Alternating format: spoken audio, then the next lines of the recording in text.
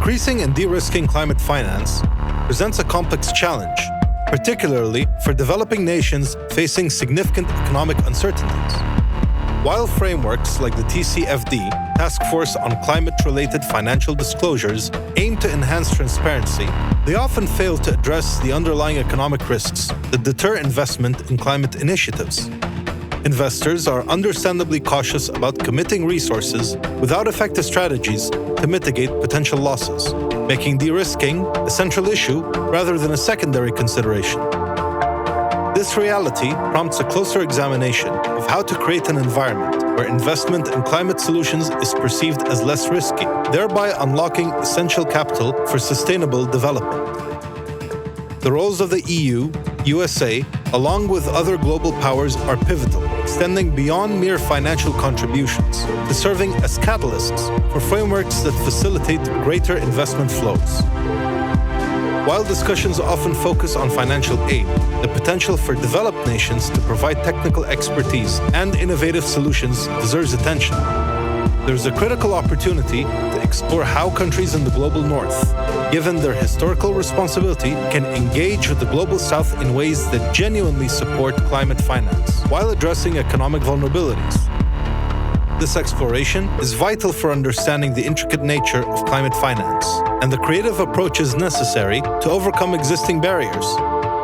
Thus, this session aims to illuminate these dynamics and foster a deeper understanding of collaborative strategies for enhancing climate finance.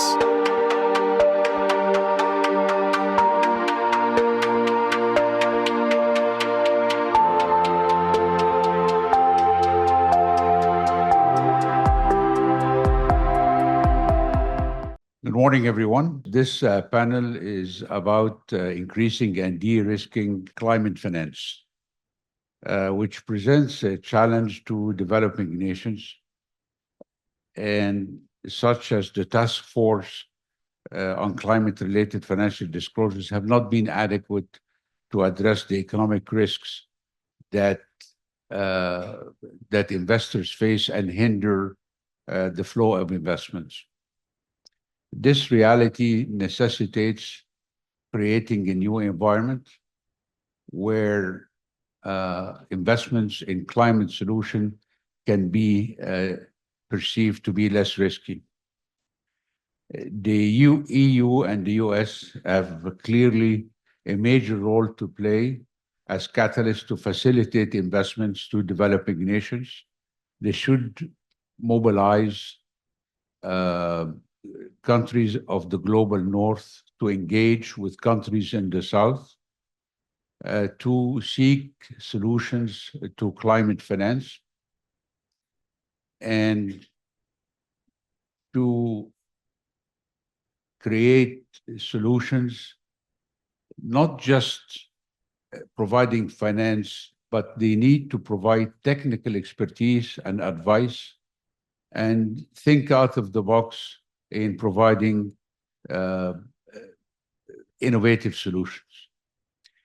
This session is aimed to discuss these complex subjects and highlights strategies to enhance climate finance. I think we will hear, right after my remarks, we'll hear from Minister Yasmin Fouad, who we are privileged to have her a pre-recorded message to the conference, and she will emphasize crucial discussions regarding the quality and accessibility of funding for developing countries, the potential of private sector investments in renewable energy, and the urgent needs to finalize the polluter pays principle to achieve a more equitable future. Minister Fouad will also share insights into Egypt's vital role in shaping global climate action, from hosting COP27 to co-facilitating the upcoming COP29. Good morning. It is my pleasure to participate in the first Cairo Forum that will take place on the 16th and 17th of October, and to address the session related to climate finance, increasing and de-risking climate finance. Egypt has played a vital role, not only in hosting the COP27, but also at the national level, through developing the National Climate Change Strategy 2050, updating its national determined contribution twice in 2022 and 2023. This year is a vital year. The upcoming COP29 in Baku is called the Finance COP, and Egypt continued to play a very active role in the negotiation process. It is my honor to represent Egypt as a co-facilitator together with Australia in order to facilitate the new collective quantified goal on finance. This is the main topic that we are expecting to result from the upcoming COP29. The issue of the climate finance is not only about the quantity. Are we talking about 100 billion or a trillion? We also have to talk about the quality of the finance. What are the tools that we are using? Is it grants, loans that would lead to more debt in developing countries, concessional finance, or mixed instruments that would come necessarily from the public finance of the developed countries as per the Paris Agreement, with an open window and a space for mobilization of the private sector investment in climate change. The success story that happened in Egypt and around the world is the story of renewable energy and how much can the private sector invest in the area of renewable energy. Yet there are other challenges that is facing the climate finance and the inclusion of the private sector. Areas such as adaptation, including agriculture and water. How can we boost more investment in these areas that would make these projects bankable? And here comes the de-risking issue. How can the MDB, with a complete change in the financial architecture, de-risk the adaptation projects? Another point that is very important discussing climate finance is also the accessibility of this finance to developing countries. That comes hand in hand with the topic of capacity development. There could be funds that are there in different operating entities, such as the Green Climate Fund, the Global Environment Facility, and the Adaptation Funds, and others. But the accessibility of these funds is still very much challenging to some of the developing countries in a way that they could access the full finance in an equitable, fair, balanced manner. Last but not least is the issue of how can we scale up or how can we widen the contributors? Would it be voluntary or compulsory? The concept of the polluters pay principle has always been there in many of the multilateral environmental agreements. And this is also one topic that would need to be finalized during the negotiation of COP29. A final word to all of you that would start that session. Climate finance is one of the tools that is necessarily in order to combat climate change. But that will never happen without enlarging the pie of all stakeholders to be fully engaged, having an open and safe space to discuss issues related to that, as well as building and keep developing the national capacities to be able to grasp the changes that is happening at the global level and translating that into national and local actions that would ensure the sustainable livelihood of the communities that were never the reason why they were hit hard by climate change. Wishing you all the best and successful deliberations. Thank you.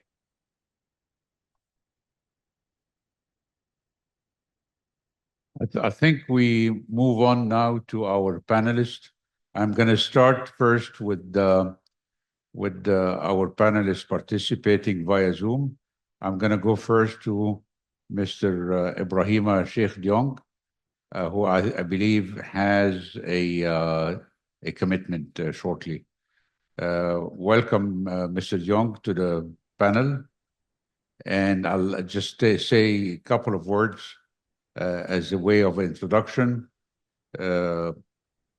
You are the special representative of the president of the Arab Bank for Economic Development in Africa, and you were for 4 years, the Assistant Secretary General of the UN. I understand you took also a new assignment that is very connected to the subject we are talking about today. So please go ahead. Well, thank you very much, Mr. Moderator. The new assignment, I'm the newly elected Executive Director of the Fund for responding to loss and damage, which will start on November 1st. And I'd like to thank and congratulate Egypt for actually making it happen from COP27 in Sharm el-Sheikh. So today, the fact that we have an ED that comes from Africa is also the great work of Egypt. And I want to congratulate Egypt for the support that you provided. I wanted to just put two things on the table. And that is the problem that we're faced with when it comes to climate change and the continent, but also some of the solutions that hopefully the panel will discuss in our various capacities. I think, unfortunately, and this is something we can all agree with, the extreme weather conditions are getting worse on the continent, they're not getting better. And that extreme weather condition has two major impacts that we all can agree on, and that is the human losses and the economic losses in the continent. In fact, it's been estimated that about $50 billion, particularly in terms of losses on the economic side, will be actually experienced by 2050, and about 250,000 people probably will be lost on the continent.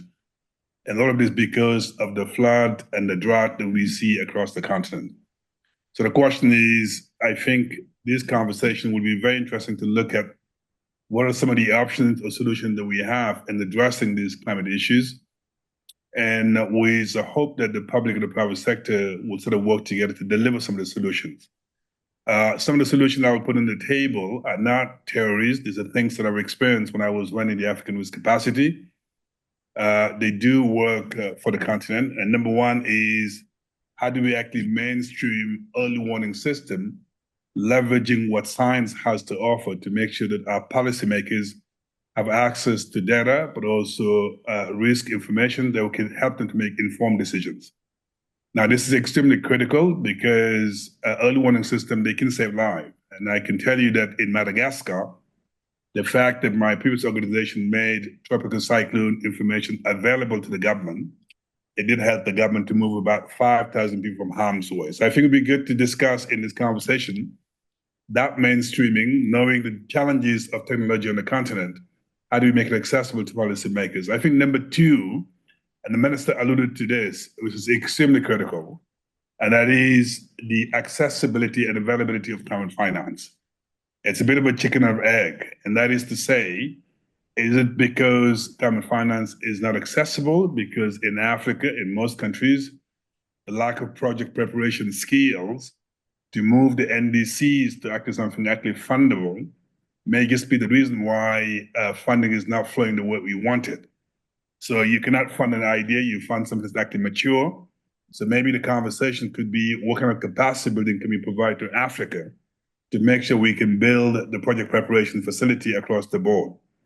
Last thing I wanted to say, in climate finance, the different windows, the different instruments, the minister talked about adaptation and mitigation. I think the one recently been put together is the Fund for Responding to Loss and Damage.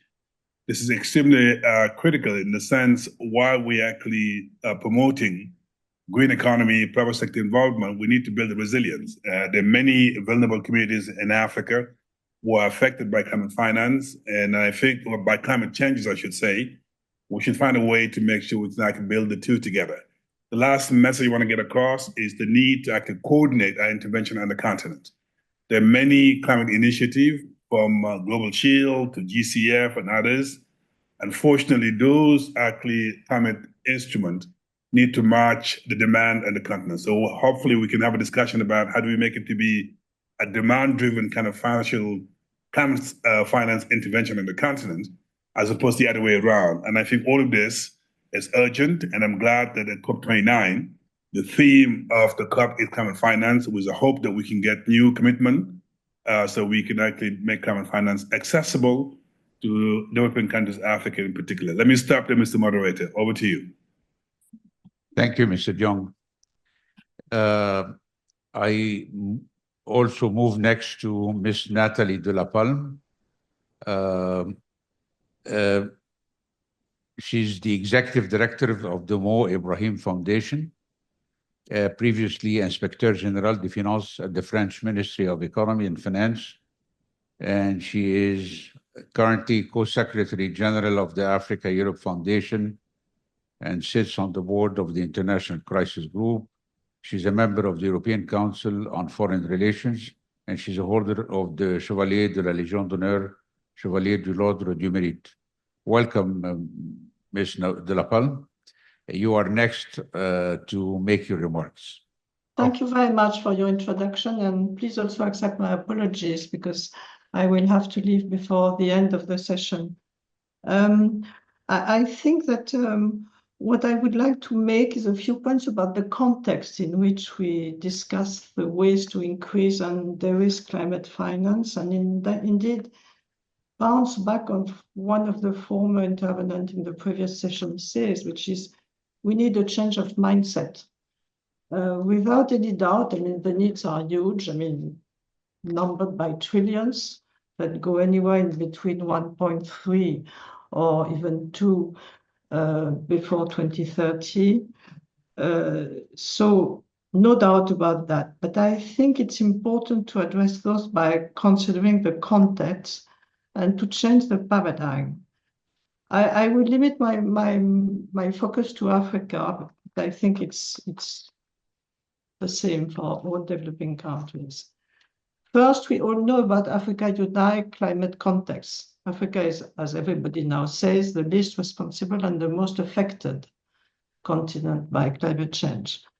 Between 1850 and 2021, Africa was responsible for less than 3% of the global fuel emissions, compared to over 75% for OECD, Russia, China together.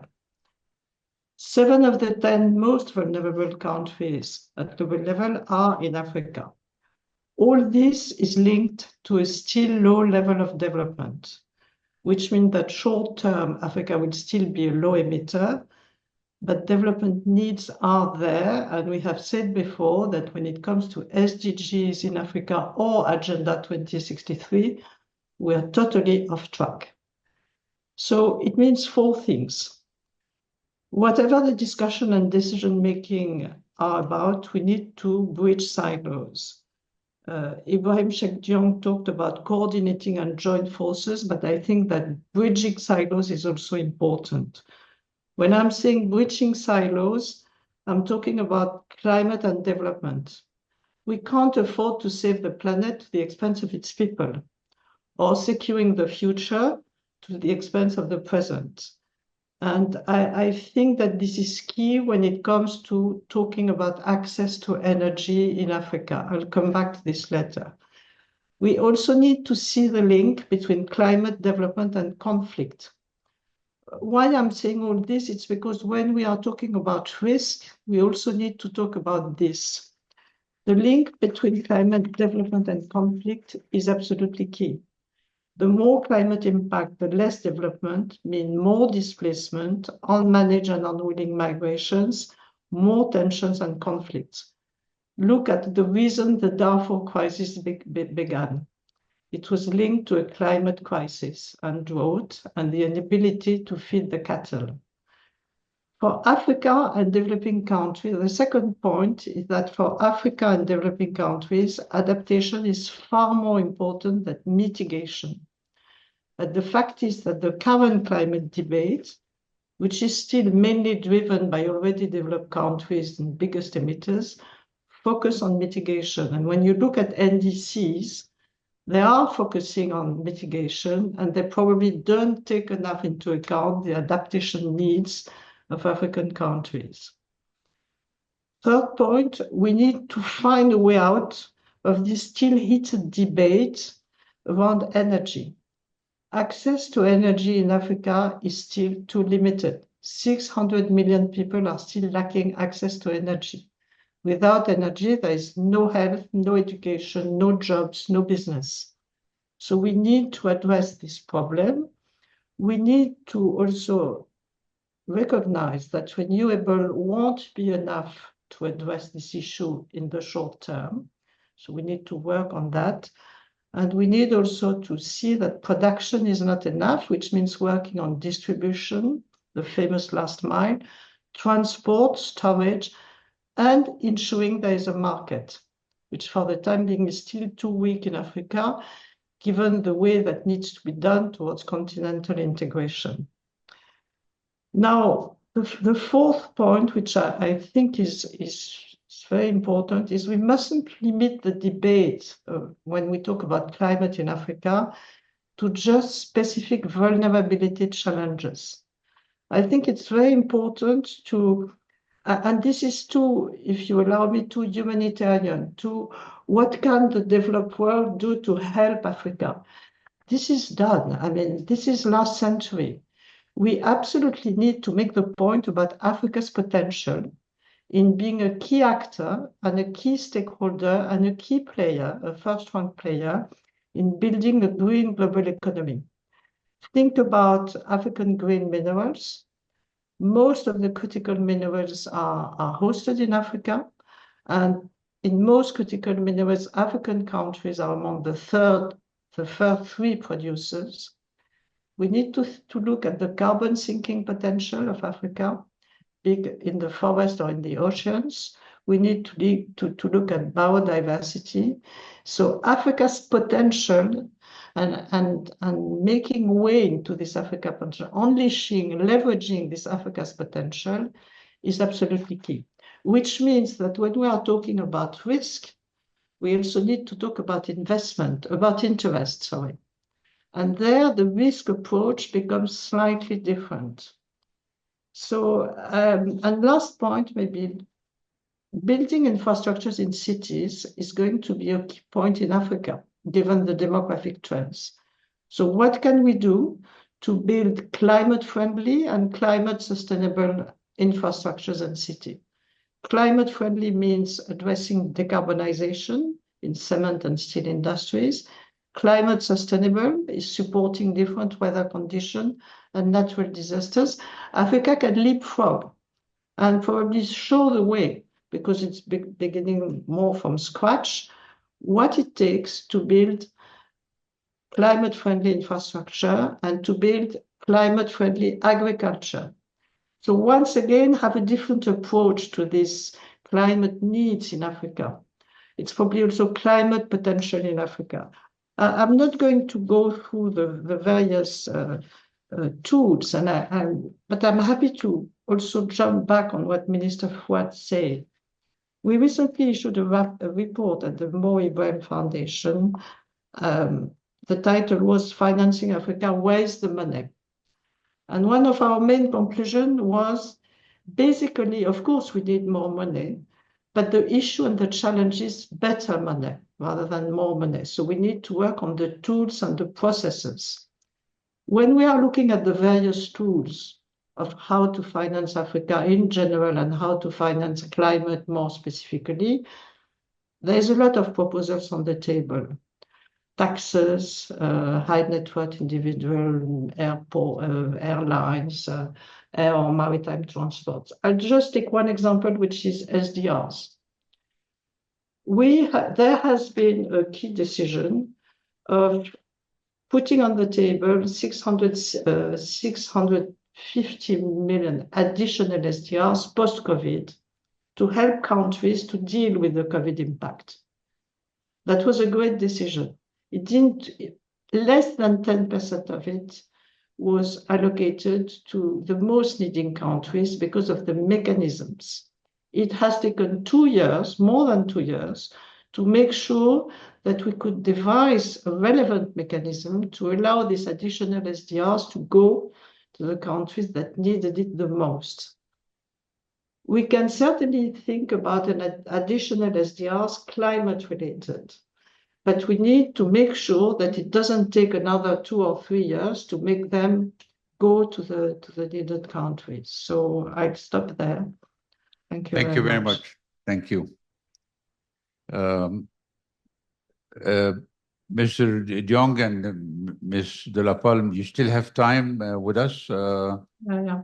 Okay. I move on to Mr. Mitchell, who is a senior policy fellow and co-director of the European program at the Center for Global Development. His research addresses the effectiveness of government policies and international development on climate. I have more to say, but I don't have all the time to cite the impressive credentials. So forgive me for this. Please proceed.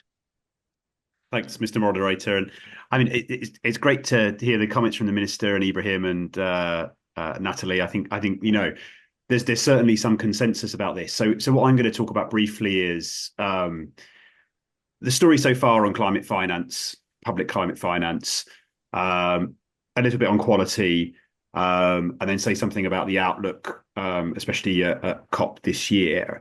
And I guess the introductory text to the panel said, well, what are the motivations for climate finance? And I sometimes think there are two motivations that get mixed together. So one is that lower income countries struggle to borrow at reasonable rates.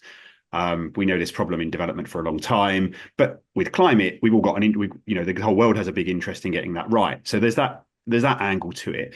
And then there's the other angle, which the other panelists have mentioned as well, which is the fact that industrialized countries have created huge damage already to the planet, and the polluter needs to pay.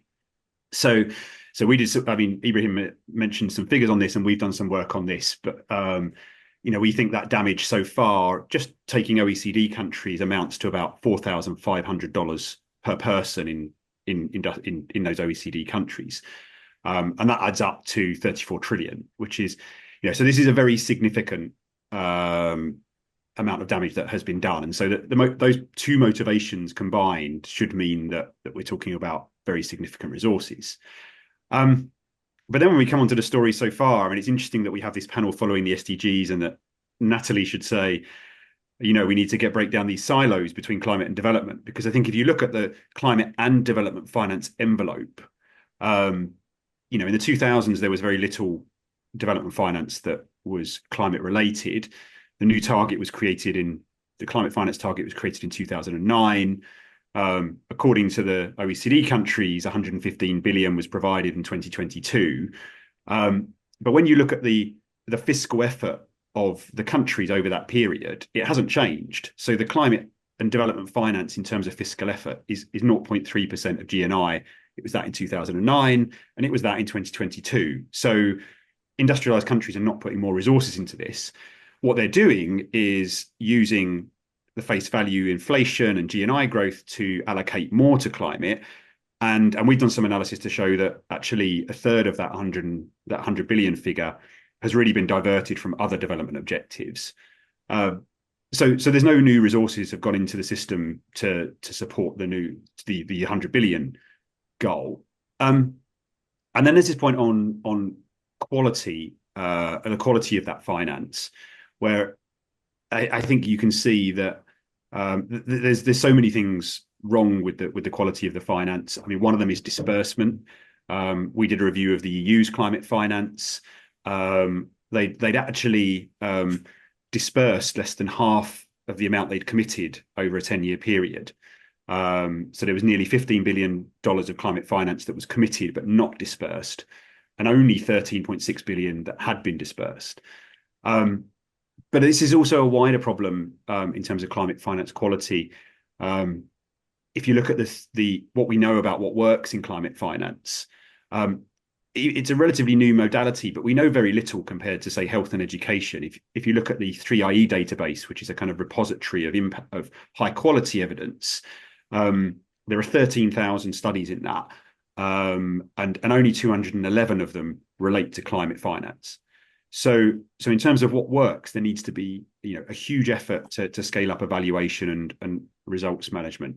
Other colleagues on the panel have talked about the adaptation focus and the focus in loans, which partly goes back to the way that those funds have been provided. And I guess, Ibrahima, you're now in charge of the loss and damage fund. I mean, that's a great example. I agree both that it was a massive achievement to achieve that at the Egypt COP. But what was so ironic to me was everybody that pledged money to it did so from their existing aid budgets, almost by definition. So the EU in particular, it has a fixed envelope of concessional finance, and the loss and damage fund wasn't new money. It was just moving an existing budget, an allocation, if you like, and there is value in that. But it means that there's no more resources to deal with climate and development.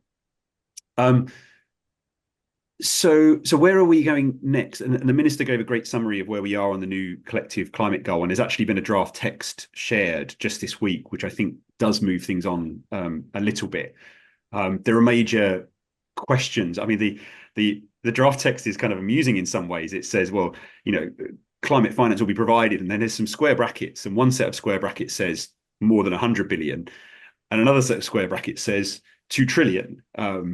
So there's major things to resolve in that. I guess my argument would be, again, going back to what Natalie said about climate and development and getting rid of that silo. I really think particularly the developing countries should push for that to be a climate and development goal. And that way, the overall envelope you would be clear about whether it would grow. There's also the chance to specify a kind of grant equivalent figure there. And we'll be publishing some work in the coming days on what the baseline could and should be for that new goal.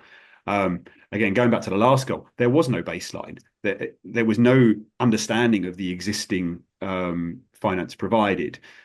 So we have to do better than this. This is the only internationally agreed goal on climate or development finance. I mean, you can argue about the 0.7% of GNI target. But this is the only current development finance target that's agreed, and we have to get it right. And we talked about and we touched a little bit on new providers as well. And I think that the world has changed a lot in the last 15 years. We were at one of the Bonn conference. We were listening to one of the discussions between countries, and the Saudi Arabian delegate said, well, developed countries are still responsible for the majority of emissions, but actually that's changed in the last few years. If you look at all greenhouse gases emissions, developing countries are actually now responsible for the majority of cumulative historic emissions. And of course, there's a big variation. So as other panelists have said, Africa's responsibility is almost zero. I mean, it's single percentage points. But the very large emerging developing countries are playing a big role in climate finance. It should be, of course, the developed countries in the lead. And I've made the argument through this whole piece that developed countries aren't stepping up or providing any more. But we've done some analysis which looks at cumulative historic emissions. We've adjusted ability to pay by GNI per head, and we think outside of the traditional providers, about 20% would be a good guide to what China and the big emerging economies could contribute of the total climate finance share. I think that probably looks like it would be voluntary, and there are some criteria in the text of the new climate goal, and I think that's a good debate to have. So I just guess just some final remarks. I mean, maybe we'll come on to de-risking a little bit. I guess I would urge caution on the ability to mobilize lots of private money. This has been something that everyone in development has tried to do for the last 20 years. There's a great article in the Financial Times today calling mobilization the magic pony. We're hoping for the magic pony of private finance mobilization, and we did it with 15 years ago. We talked about billions to trillions. It didn't happen. Now we're doing it again with climate. We've reviewed a lot of different private finance mobilizing instruments, and the amount they mobilize is modest. It's about 50 cents for a dollar on the whole. it's not going to turn into multiples. I think what we need to do is focus on the policies that drive change. Maybe we can come back to some of those, as Natalie hinted. Carbon border adjustment mechanisms and carbon pricing is a very important one to get right, and I think the EU's great that it's leading, but it's not getting that right at the moment. There's things about intellectual property rights in trade agreements, and there's also a conversation to have about, again, Ibrahima talks about this, the quality of the climate plans we have in different countries and whether they're investable, because actually, I mean, most of the NDCs are weak. They look like they've been put together by a consultant in 3 weeks, not a kind of all of society plan to change economies. So I think there's a lot that needs to be done in different areas, and looking forward to discussing. Thank you very much. We'll come back to you later on with some questions regarding the role of the private sector and how can we engage the private sector in co-investing with public money. Lastly, I go to Professor Jorge Chedic, who is Director of the United Nations Office for South Cooperation and the envoy of the Secretary General on South-South Cooperation, and a professor at the Catholic University and the Foreign Service Institute. Professor, please go ahead. Thank you very much for the invitation to participate in this event. First, I think we have to consider that we are discussing these matters in the context of a totally fragmented multilateral system, not just for the political reasons that are very obvious to all of us in terms of the threats to international security and the broken global security systems, but also in the development side.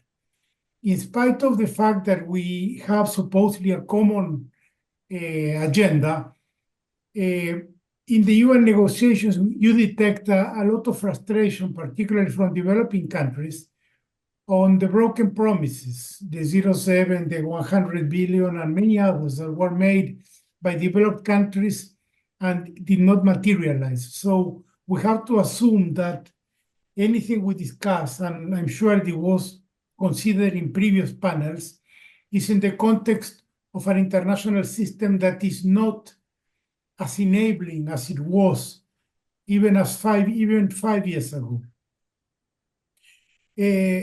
Last week we had the Hamburg Sustainability Conference, which was a big event. And it gave me on one hand great optimism because you saw a lot of initiatives ongoing in terms of global climate participation of the private sector, new government actors, not just the traditional ministries of environment or ministries of international cooperation engaging in these matters. But at the same time, we discussed in one particular panel in which I participated, how can we break this, or how can we separate or isolate some elements of cooperation from this fragmented system? And I propose a couple of quick wins which one would be debt relief. We have been talking a lot, and I know it's a very important item in this conference, but if we don't have progress there, all the elements of financing we're discussing are going to be, in many cases, throwing water in a broken bucket. So I think it's an area where progress is urgently needed, going well beyond the reduction of the charges of the IMF that was agreed last week. But if we don't achieve something there, it would be very difficult to achieve progress, particularly considering that almost 40 countries spend more in debt servicing than in health and education. The good news is that there are a lot of proposals on the table, and there are a lot of financing engineering alternatives that can include many actors without that much as a significant loss of capital. And I'm talking in this case about the MDBs. Hopefully we can achieve there. And the other, which is critical for the issue we are discussing today, is try to separate some global public goods from the geopolitical tensions. And I'm talking particularly climate. For instance, we know there is this big conflict between the US and Europe on one side and China on the other. But if we're talking about moving into solar energy or wind energy, China would be the main supplier. And if in the context of any of the financing mechanisms we establish, we exclude China because it's funded by these countries that are geopolitical rivals, then the global south is a massive loser of this type of conflict. So the proposal would be, and all of them proclaim that they want to do it, separate some of these public goods from this geopolitical conflict. I have several other points, but I want to go to some elements of de-risking. Dr. De La Palme mentioned the idea of, brought back again the issue of the need to have new sorts of funding for global public goods. And I agree it's very difficult to talk about taxation. Even France is going back with the tax on airplane tickets.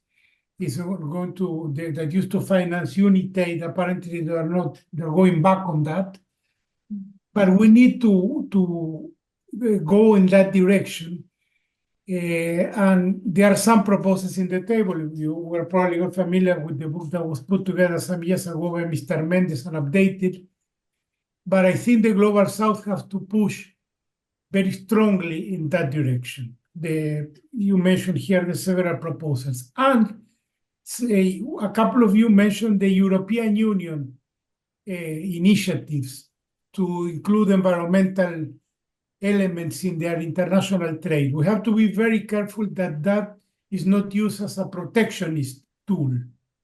And we're seeing that from South America, from Mercosur, that they are trying to include Brazil among the polluting countries because of its deforestation, and including, in that case, countervailing duties or other trade restrictions to that. So although it looks like a good global public practice, it can become a tool that hinders the development of the South if it is applied arbitrarily. We need to revitalize the carbon trading mechanisms, because if we're going to talk about financing, if we don't create a market, the de-risking will also be a marginal factor. All the insurance elements that we put in place will only play a very limited role. And in the context of carbon trading, we have to make sure that it doesn't become the greenwashing tool that the original CDM eventually became. So we need to really make an effort to create carbon trading, which will result in a real source of funding for projects, programs, and initiatives in the developing world. Also, from the South, we can propose something like a global Green Deal. And I was reading the other day about the European Union plan to go to net zero by 2050.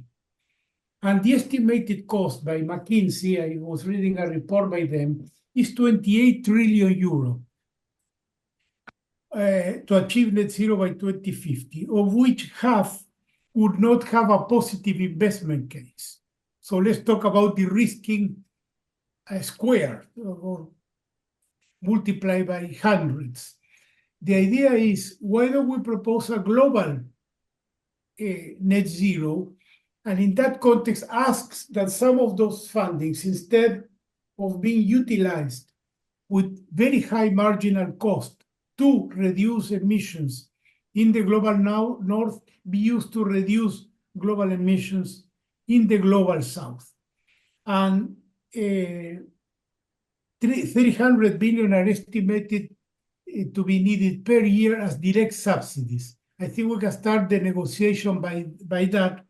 And the reason we can make the global case is an atom of CO2, a molecule of CO2 released in Poland or Belgium is the same that CO2 released in Senegal or Egypt. So why don't we put that on the table and say, okay, we go net zero, but do it in a global way? I think that will change the terms of the debate. Then, coming from where I come, a former director of the Office of South-South Cooperation, we have to enhance South-South cooperation in these areas, both at the technical level, at the financial level, and at the political level. We have to get together more aggressively, pushing our interests. I know that the G77 focal points on all the climate windows were meeting in Kampala last week, but I think the agenda is still fragmented and not ambitious enough.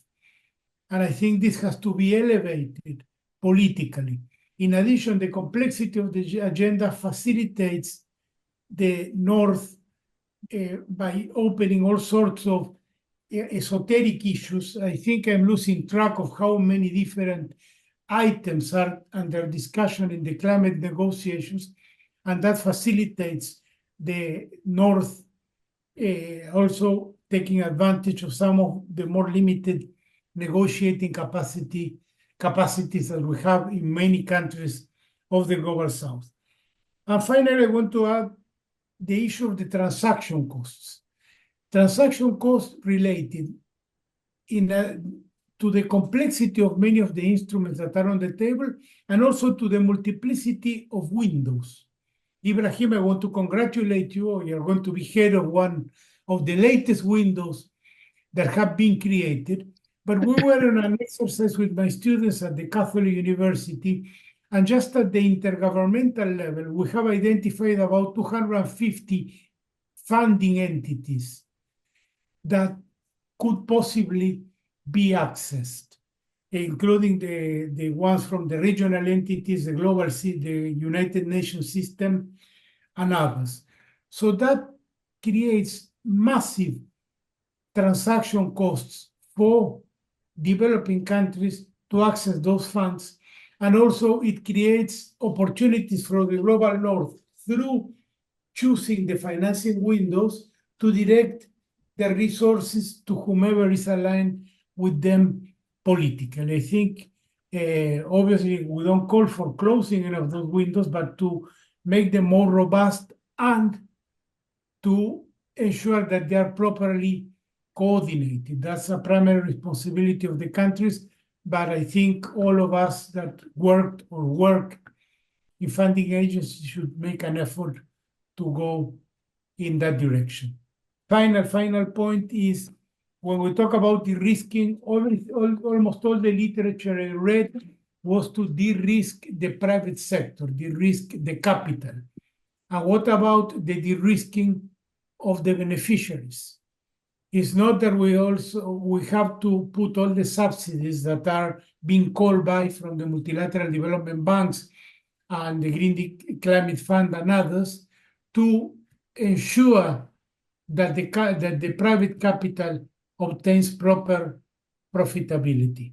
There has to be also some of that investment ensuring that the benefits really reach the people and not all is captured by the capitalists that finance the works. So that's all for now. Thank you. Thank you, Professor. I move on to Mr. Mark Ahern, who is sitting to my left. Mark is the lead country economist for Egypt, Yemen, and Djibouti at the World Bank. Please proceed. Thank you very much, and good morning, everybody. It's great to see so many friends around the room, and thank you to ECS and Dr. Abla for organizing the event. In my intervention, I was going to draw a little bit from some work the bank has done on this issue of development and climate. It was raised by some of the other speakers. 2 years ago, as part of the COP, we launched a report, the Country Climate Development Report, for Egypt. We're doing this sort of report systematically around the world. And just to highlight some of the key conclusions, I mean, looking forward, for Egypt, water scarcity is a huge challenge. And so on the adaptation story, the question is how to how does Egypt manage the threat of water scarcity, either through allocation issues or finding new sources? Quite linked to that, separate to that, but very also extremely important, is this question of sea level rising. And when you think about Egypt with this strong focus on the delta in terms of population and the economy, what we found is that Egypt is about fifth in the world in terms of the exposure to challenges of sea level rising. So these are really extreme issues for Egypt, and very, as I say, very much focused on the adaptation story. Picking up the messages from some of the other panelists on the mitigation story, Egypt's not a big issue worldwide. I think 0.6% of global emissions come from Egypt. Having said that, there is still, from a development perspective, a good case to talk about decarbonisation. And as some of the other panelists mentioned, the CBAM and the issues to do with competitiveness really drive you in that direction. So it's an issue that can't be ignored. Before you get to the finance issue, though, many of these challenges and the solutions lie not in finance, but or have relatively low cost. There are issues to do with regulation, institutions, policies. When we think about the water scarcity issue, looking at the way water is allocated, it doesn't necessarily involve significant investment. Similarly, as an economist, when I think about how we manage the demand of something which is scarce, looking at the prices is obviously a key element. So just to say that it's not all about finance, but there are a lot of other things that need to be focused on, and I will come back to that story. Having said that, though, there is clearly a need for significant investment, and this is the challenge that we were posed in this panel. From different panels on this conference, we've heard about the challenges the government faces in terms of fiscal space. And we know that there's extreme limitations to what the government can do to solve this problem. The question then is, what can we do beyond that? And a key part of the story is clearly the work and the contributions that can come from development partners. And as a World Bank employee, this is part of our role here. But I would say that, even though those resources can be significant and can play an important role, they cannot do everything. And I know Ian Mitchell's a little skeptical, but I do think that the role of the private sector is still critical. And if we haven't got it to work yet, I think I would still like to make sure that we explore opportunities to get the private sector finance to fill the gap that can't be met from the other sources. Now, when I think about the obstacles, particularly to the private sector investing, I think about 3 or 4 things which are really, to me, important. And then I'm going to use that as a way of trying to talk about what I think Egypt should be doing, or recognize what it is doing to try to address those problems. Firstly, a simple issue is just the information. And if you've got most of that finance sourced outside the country, the question is, how do they get to know about what should be the investments? And that's the first simple and obvious issue. Beyond that, there's a lot of uncertainty about the investment environment. And so when they're looking at an investment in a particular sector, there's often questions about whether the government will maintain a certain approach and how will that affect investments. So questions of uncertainty. Thirdly, a significant risk issue. And we're talking about derisking, and I'll come back again to that, but to say that either from the perception or else the reality, there's clearly a high risk associated with investments in Egypt. And so the question is, what can be done to try to mitigate that? And finally, the question about, for private sector investment, there has to be some bankability. And the question is, what is it that needs to be done to make the investments bankable? So these are what I would see as the key challenges to address in trying to get private capital in particular to flow. Now, looking at what can be done from Egypt's perspective, I've got 3 suggestions. And the first one really picks up what the government is already doing, and it's to do with setting up a platform to try to bring together the parties and to bring together the issues. So in Egypt, they've created a platform called Nuafi, which is the nexus between food, water, and energy. And this is used to try to bring together particularly the development partners and try to coordinate the interventions that they're making. Now, this is critical because as a member of the development community, I know that there's a tendency for people to do, for partners to do their own thing. And the question is, how can we try to align those interventions in the best possible way? But alongside that, there's also a need for sector strategies. And I think the platform, Nuafi, can actually help in creating government strategies which can guide activity in different sectors like energy and water. So I think that particular, the platform actually is an important part of the solution. The second point is on de-risking and lowering the cost of finance. And that's where I see the best opportunity for the development partners to play a role to intervene in a way which can make private capital flow, but at a cost which is much more affordable. And there are a range of different options, obviously, in terms of the blended finance, guarantees, and grants themselves, ways in which the development partners can intervene. And I think about the World Bank's engagement in Egypt and just drawing on some of these. In the case of looking at desalination investments, the bank is creating a platform to try to bring together development partners' finance to then make finance available to investors at a much more very concessional rate. So this is one example. In the case of the renewable energy, where there is risks around the off-taker, guarantees can be provided to make sure that the investor is given some assurance that they will get paid for the production of the energy that they create. We're also involved looking through the use of grants at the way in which old, obsolete, and not efficient power stations can be decommissioned. This is going to have an implication for the government. There's no incentive for this to happen, but through the bank accessing grants, we can help to overcome that reticence and therefore move to a much more efficient production approach. And finally, picking up a point from the previous speaker about carbon markets, which we think is also got potential to reduce or to create additional spur for investment. And here we've been working with the Financial Regulatory Authority and the development of the voluntary carbon markets. So these are a range of different ways in which de-risking can take place. But I think beyond that, there's a third area of engagement which is necessary. And again, I'll use particularly the desalination example.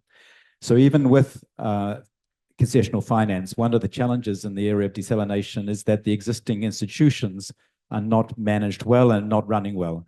And creating expensive desalinated water and then putting it into pipes where 50% or more of the water is lost, it makes it very challenging to make this bankable. And so part of the solution in the case of adapting to water scarcity has to be about improving the performance of institutions. This is an investment in the institutions themselves, investment in capital of the institutions, but it has to be made sustainable. So this is one of the issues that needs to be done alongside the other interventions. Similarly, in trying to attract investment in renewable energy, what we see around the world is there's much more interest from investors when the processes are open and transparent. Where governments run processes where they in closed doors decide who they're going to give deals to, this is not going to get you the best price and also not the best access to capital. And so looking at those processes and trying to make those work as effectively as possible is also part of the solution. So let me wrap up. Maybe it's because I'm too stuck in the institutions, and so it's a slightly more conventional approach. But I would say I do see opportunities. I mean, the challenge I see is to try to not only have the development partners contribute, and I do buy into the comments from previous speakers about the critical role that other governments have to play, channeling their money through development partners. But I think also looking at opportunities to access private finance is important. And I think in that regard, the example of Nuafi is a very positive one, which we can further develop. Looking at options for de-risking is important. And then beyond that, looking at what can be done institutionally to make those things work. I think this is the way I would characterize my thoughts. Thank you very much. Thank you, Mark. Our last panelist is Dr. Ahmed Biltagi. Hello. Dr. Biltagi is currently managing the climate, energy, and transport portfolio the cooperation of the delegation of the European Union to Egypt. Please. So thank you very much, sir. Thanks for Thank the you. introduction. Thanks for Dr. Abla for inviting us here today. I'm really very thrilled and happy to be this. So I believe, sir, I mean, I don't want to repeat what has been mentioned, but there is no workaround. We don't have enough public funds to close the gap, and we have to be innovative in what we are doing. But still, I think that it's important to agree on a new collective and quantified goal on climate finance that are achievable. I think this should be discussed in the next COPs and so on. It's a fit for purpose, one that is fit for purpose. The new goal should be designed on the basis of a multi-layered, transformative and a broad approach, including various flows of finance and broader group of contributors. This would reflect the evolution of respective economic activities since actually increasing shares of global greenhouse gas emissions since the early 90s. Of course, public money, as I mentioned, clearly is part of the solution. More of it is needed, but there is no possibility, I mean, to achieve only with public funds. So let me just give you some of the examples that we, I mean, that were put on the table in Europe by the Commission about the green bonds. And for instance, this is one of the possible solutions. You know that Europe is a huge market for green bonds, and they are ready to share their expertise with the various countries. And the second one was mentioned by Jan Mitchell, which is about the let's say the tarification or the carbon taxation, which is important and could be a source of to foster the green transition in a number of countries if this well designed and if well used. It should not be considered as a source of revenue for the government, which should be used to accelerate the climate transition. And you know, I mean, we have spent the last 2 days in Egypt with our colleagues from DG Klima discussing exactly this, the carbon pricing. But I mean, we went one step ahead of just discussing, because we were supporting the government to visit them and giving it as example, and in order to talk about concrete examples in drafting the sustainable energy strategy until 2040. So we brought the Markal model of the International Energy Agency. It's an optimization model. We worked with the government in developing scenarios, but we introduced also, with the agreement of the government of Egypt, this is an Egyptian strategy, actually, carbon price starting 2030 and 2040. Of course, we had 2 scenarios. We have developed 2 scenarios, a reference one and the green one, but in both scenarios, we'll have the carbon pricing. And this is not carved in stone. I mean, the strategies are made to be updated and so on. Maybe we need to go to a more complex types of carbon pricing. But the good thing is that the concept is here and that it steered some discussions in the country, and it was finally accepted as a mean to advance with this transition. So we talk a lot about derisking, but what we are currently doing in DG NEAR and in the delegation, we are actually working on a daily basis on finding new ways for derisking funds and so on. So I'm not going to talk about our grants, but as our grants are limited, we use them to leverage more funds from the European financial institutions, but not only. We are working also with the World Bank, with the African Development Bank, not only the financial institutions, in order to leverage more funds and to help the countries bridge this transition, while reducing the burden on them. Because once you blend the grants with the loans, then the interest rate drops automatically. So it's more, I would say, possible for the government to use them. But this is not all. We are not only using grants. We are using our guarantee mechanism, and we have like 40 billion euro of guarantee mechanisms that we are using all over the world, first come, first served.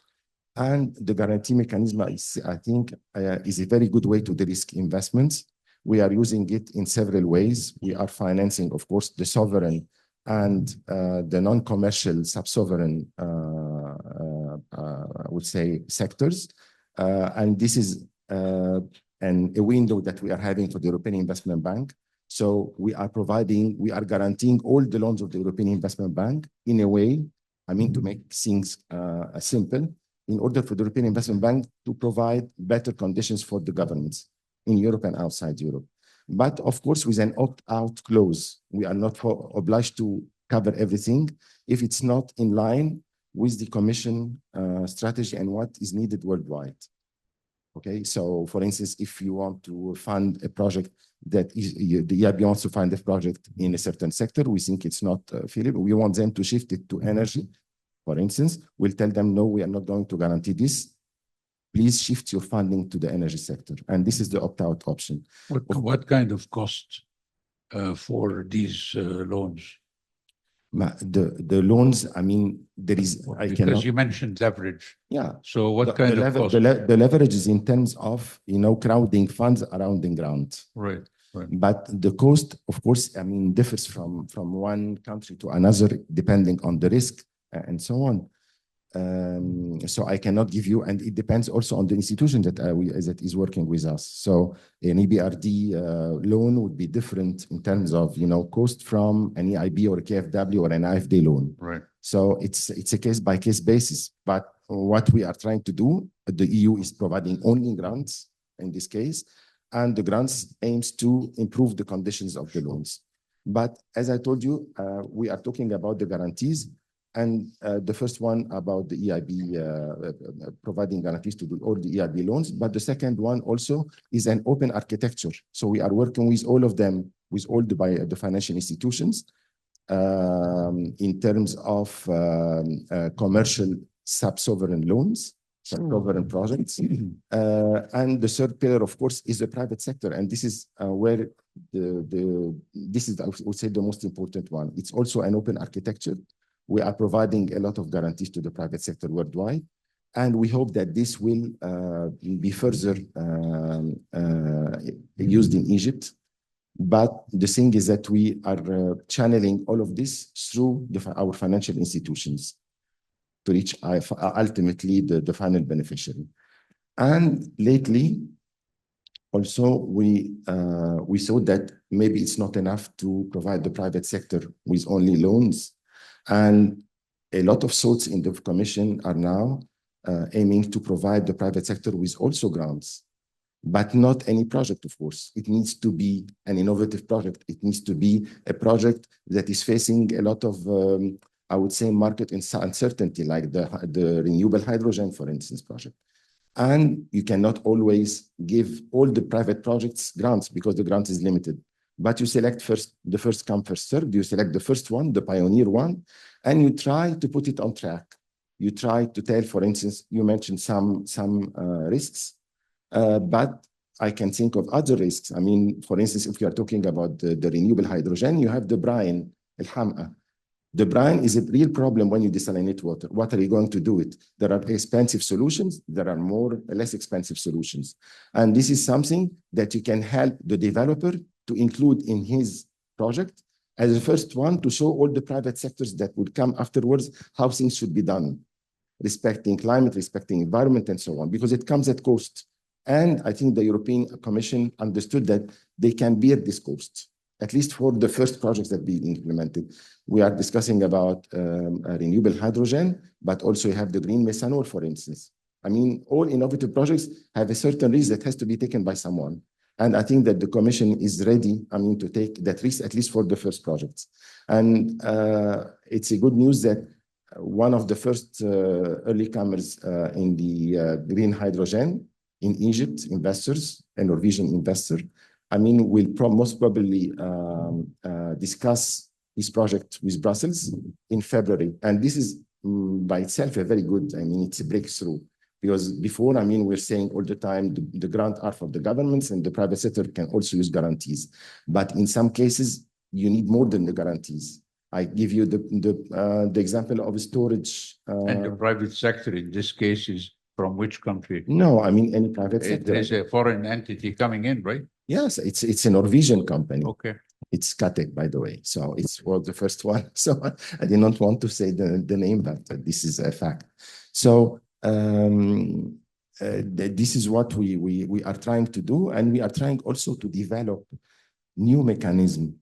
For instance, things that were not included previously in our guarantee mechanism, like the anchor investment. You want to invest in a project, you don't find investors, you will request the Commission to come, the EU to come, and to have a minority share in a project in a way to encourage and crowd in other investors in this. We have special things for the hydrogen. We are also developing ways to provide guarantees to the political risk. It was there, but we needed to sit with the investors and to understand what are the dimensions of this risk in order to be able to cover it. Okay, I mean, there are a lot of possibilities now, and we are opening. We are trying to use at best the resources. Just one word about the European Global Gateway. I mean, they are providing like 300 billion euro worldwide. Half of it is for Africa, actually. And what we noticed is that there is a political willingness at the level of the Commission also to invest in supply chains. You know that by investing in supply chains in different countries, you benefit the countries, but you also benefit Europe very much, because the more you have suppliers worldwide on which you can rely on, the more you are securing the European economy from shocks and so on. So basically, this is what we are currently doing. We are opening our guarantee mechanism to all sorts of projects related to the green transition. Thank you very much. I think I'm going to just follow up on some of these issues that were discussed. Mr. Sheikh Diong, I have a question for you. Sure. Can we design a public-private partnership that not only mitigate risks, but also align the interests of investors and local communities in climate projects? I'm a strong believer in bringing the private sector alongside public money because it brings discipline, it enhances the management of the project, it ensures to a greater extent positive return. So can this be done, and is it being done now for climate financing? Well, the short answer is yes, it can be done. The question is, as I mentioned earlier in my intervention, and I'll throw in some another twist. Can also be developed. Can also be in a context of development finance. In other words, not just climate, but benefits the entire community where the project is located. I think, generally speaking, what is climate, energy, infrastructure, all the areas Africa needs tremendous resources. Certainly, public money alone, it's not going to do it. So the funding gap is such that the only way you can meet the gap is to combine public money, but also private sector money. So we talked about earlier the reason why private sector money, the three things that can actually drive private sector money, in my view, and I'm speaking to the controller of the World Bank sitting there, is number one, I talked about the importance of project preparation. I happened to be in the government in the previous life where I realized the quality of the project that you put forward looking for funding can have a tremendous impact in terms of whether you can attract funding or not. So the ability to provide capacity building for government to actually have professionally well-run project preparation facility, in my view, particularly across Africa, is something certainly need to be pushed and pushed very hard in making sure at least we don't actually promote ideas, we promote actually projects that are mature, that are actually fundable, or bankable, as some will say. Now, let me just make it very clear. It's not a one-size-fits-all. Across Africa, there's some countries that are quite advanced in terms of project preparation. There are others that are still kind of in the making in doing so. I think second, generally speaking, also the incentive that's actually provided by government, private sector to go into renewable and other projects that are important in the continent, as important as project preparation. If you look at one person mentioned to me one time, I will not mention the name, government should be in the business of facilitating business, not in the business of doing business. And that is a way of saying the jobs, the 80% of jobs created in most countries are made by the private sector. So any government who's pro-business, pro-private sector has to be provided the incentive that make it possible for private sector to want to put money in that country or not that country or other countries for the matter. So I think the question becomes here, what are the incentives the government can put in place to make it attractive for private sector to actually come in? That certainly may be the way of attracting private sector. Now, just to wrap up, if you look at, for example, and I'm old enough to remember this from my World Bank days, most of the privatization that have taken place in the water sector, in the energy sector, they happen in particular because those government at the time created the incentive to make the private sector to bring in the know-how, the investments, so that we can have the concessions that have taken place in the water sector that have been very successful. I think the water sector in particular is a good example where through proper planning within government, we have to basically bring the private sector know-how to address a public sector problem. In this case, access to water supply, access to drinking water, and so on. So I think ultimately, the fact that public-private sector works is one thing. The question is, how do you organize along project preparation, incentive provided by government, and eventually making sure that some of the critical public sector issues like water and access to energy and so on are put on the table, that private sector can bring in their know-how and the government can address a public sector problem. And ultimately, I think that's where we're heading to. And I see countries that have done it successfully have a very organized public-private sector, a PPP unit, either within the office of the Prime Minister or Minister of Finance, or whatever works for the country. But ultimately, you need to organize a relationship in a way that public sector can bring in the know-how and the private sector obviously will bring in the skills, but the investments. And countries that have done it successfully have been able to actually do it very fast in a way that the private sector can bring in the skills and be able to address the public sector problem. Thank you. Is there a need to create a global agency that brings public and private instead of doing this on a case-by-case basis? The short answer is no. Nothing, one of the things I used to enjoy at my World Bank days is think global and act local. And these issues are very, very different from one country to another. It's not a one-size-fits-all. And I think it's important to approach this in a particular localized way, so you can actually address the issues of Egypt with very different issues of Senegal and other parts of Africa. So I think that's certainly you can learn from one another, but certainly the global private sector PPP kind of unit certainly is not going to address the localized problem on public-private sector partnership. I'm more a champion and looking at this from a particular country perspective, and not a one-size-fits-all. Okay, I have a questions for Professor Jorge. What mechanism can be established to facilitate genuine collaboration between the global North and South, ensuring that climate finance efforts address both immediate needs and long-term economic resilience? I think we have the institutional frameworks. The problem, I think, we have the United Nations and the different spaces, including the COPs. We have the G20 that now, with the incorporation of the African Union has a good degree of representation from the Global South. The problem, I feel, is not the lack of institutions, but the lack of will and the conflicting visions that we're having now. And I think if we are going to creating a new institution would add to the confusion and would be a way to paper over conflicts or problems or discrepancies that are structural in nature and could not be solved, I think, by a new institution or a new space.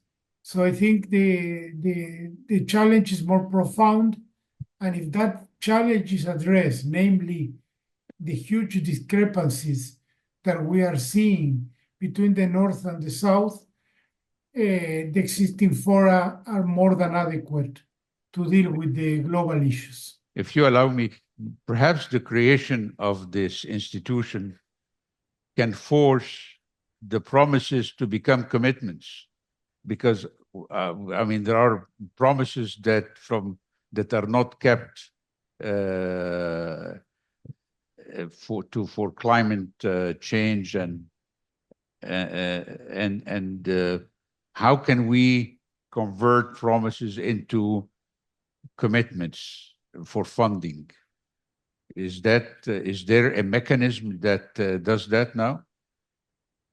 I don't think so. We have obviously the multilateral development banks. You're asking Mr. Mitchell, so I apologize if I interfered. Sorry? You were asking me or somebody else? Yeah, yes, yourself. No, it's a follow-up question. Perhaps what we need, perhaps the institution, the creation of an institution can force to convert the promises into commitments to that institution that can fund the climate change. I'm doubtful. I think, again, we have the institutions, we have the frameworks, we have the commitments. What we don't have is the money. So I feel that creating a new institution, in my opinion, I'm open to hear arguments. So how can we convert the commitments to actual funding? One possibility would be for the South to take retaliatory measures. Right. When the North wants to punish something from the South, they don't hesitate to use tariffs or sanctions or otherwise. Why don't we consider imposing sanctions on the northern countries, like not paying the debt if they don't fulfill their commitments? I'm throwing an idea that is quite radical. But if we're going to try to get everybody to fulfill commitments they have made, then we have to play hardball. And I don't know if the Global South has a degree of integration and collective action that is ready to go that way. But when the countries of the North impose embargoes, countervailing duties, non-trade barriers, trade barriers, etc., we generally do not reply. And if I imagine if the Global South, the G77 plus China, the 134 countries were to react unanimously and declamatorily, we do.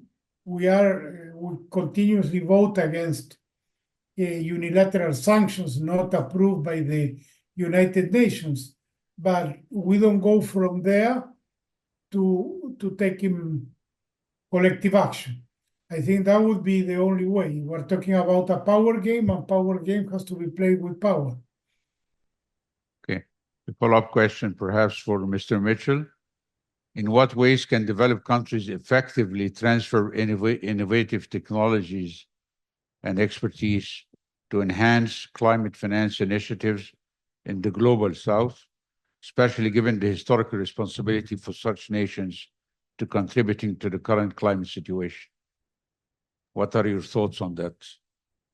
Yeah, great question. I mean, I think maybe it's a chance to plug something Mark said earlier with the World Bank climate development reports. I missed a C out there. There's 2 C's in them, but I think they're a really valuable contribution. I guess where they need to evolve, they're part of kind of understanding the technological position and challenges in each partner country, but at the moment they're quite World Bank led, and really, I guess what every country needs is a more sophisticated, co-developed version of all of those reports to identify, where the investable opportunities are and what the needs are. I think that's one aspect of it. It's been interesting to hear Jorge talking about the potential for retaliatory tariffs. I mean, I've got a little bit of sympathy for that. Sometimes you hear about the idea of these climate clubs, and they always seem to include the US. And why would the US be in a climate club? It has 20 tons everyone in the US emits 20 tons per head. It's twice as much as Europe, or 3 times as much as Europe, twice as much as China. And then you see this debate happening around the CBAM, which is to say, that the EU is showing leadership by implementing a carbon price and protecting its industry from countries that haven't got a carbon price. But then the way it manifests itself is that the EU finds itself taxing Mozambique, for example, when Mozambique's emissions per head are probably half a ton per head and the EU's are 6 or 7. Everyone that works in CBAM industries in the EU probably drives to work in their car and has a gas boiler. And the people in Mozambique, that's absolutely not the case. And yet it's Mozambique that could be paying the EU for the emissions generated in its aluminium development. So I think the connection to your question on technology transfer is, what must the deal be in that situation? I mean, it must be that if you want to apply a CBAM universally to even the least developed countries, then surely it has to come with a great deal of financial and technical support for those countries. We've done a piece looking at the least developed countries and the low-income countries, and how ready they are to implement a carbon price. And only one of those countries, which is the Ukraine, has a carbon price. I think about 4 or 5 have one under consideration out of 80 countries. And so the idea that these countries are in a position to implement a carbon price in time for the EU CBAM, I think is crazy. And I think, that we've written a piece on the EU, and my colleagues on the panel here, they with you there. I mean, the EU's got a great story to tell on climate and on climate finance. It's by far and away the most generous provider of climate finance globally. But I feel like it's getting these things wrong at the margin, and it's undermining that story. And we need to find a way for the technology transfer. I guess the other thing to say, I mean, we touched on this at the start of the panel. There is this question of ultimately private money will flow into climate when the technology means that renewables are cheaper than fossil fuels. And so there needs to be a lot of energy dedicated to how we get to that point. And I think where Bank colleagues, I'm not against private money. I mean, private money is what drives development. It's what we're all after. My skepticism is that public money can generate large multiples of private money. The public money would be better spent finding the pinch points in the technological progress that means that the renewables are not cheaper. And I think we're getting there. You see some people in the climate community say, oh, renewables are already cheaper.